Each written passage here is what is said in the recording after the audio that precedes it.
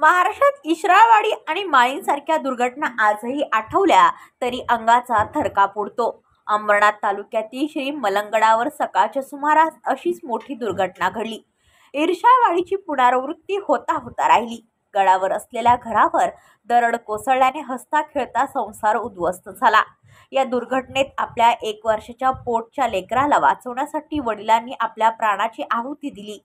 झालेल्या दुर्घटनेत गुलाम बादशाह सय्यद या 35 वर्षीय इसमाचा मृत्यू झाला असून त्याची 30 वर्षीय पत्नी समीरा गंभीर जखमी झाली असून तिच्यावर शासकीय रुग्णालयात उपचार सुरू आहेत। श्री मलंगड परिसरात रात्रीपासूनच पावसाने जोर धरला होता। आज सकाळी 6च्या सुमारास श्री मलंगडाच्या उंच शिखरावरून दरड कोसळून खाली आली। निखळून आलेले मोठमोठे दगड पायथ्याशी असलेल्या घरावर कोसळले। दरड कोसळण्याचा आवाज होताच दोन्ही पती पत्नीने आपल्या 1 वर्षाच्या मुलाला कवटाळून धरले। मोठमोठ्या दगडांचे घाव झेलत पित्याने शेवटच्या क्षणापर्यंत आपल्या लेकराचा बचाव केला। यानंतर गंभीर जखमी झालेल्या दोन्ही पती पत्नीला उपचारार्थ शासकीय रुग्णालयात दाखल केले असता गुलाम सय्यद यास मृत घोषित करण्यात आले, तर 1 वर्षाच्या मुलाला किरकोळ दुखापत झाली आहे। श्री मलंगडावर जवळपास 400-500 कुटुंबाची लोकवस्ती आहे।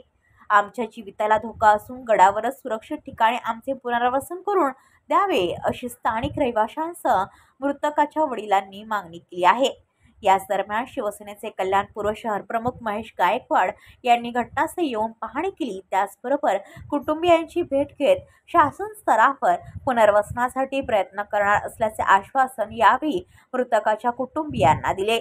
येथील स्थानिकांचे पुनर्वसन व्हावे, इशराळवाडीसारखी घटना पुन्हा होऊ नये या दृष्टीने प्रयत्न करून शासनाने वेळीच दखल घ्यायला हवी असे यावेळी महेश गायकवाड म्हणाले। ठिकाणी अतिशय दुर्दैवी घटना झालेली।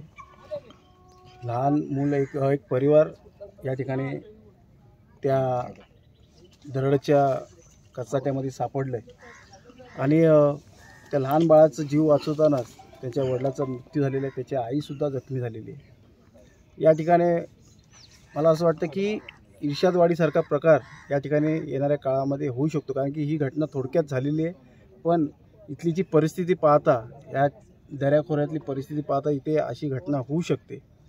मला वाटतं पुनर्वसनची या इथल्या विभागातल्या जेवढे घरं आहेत त्यांची पुनर्वसन झालं पाहिजे, जेणेकरून इर्शादवाडीसारखी घटना या ठिकाणी होऊ नये, कारण की निष्पाप लोकांचा या ठिकाणी बळी जाऊ नये।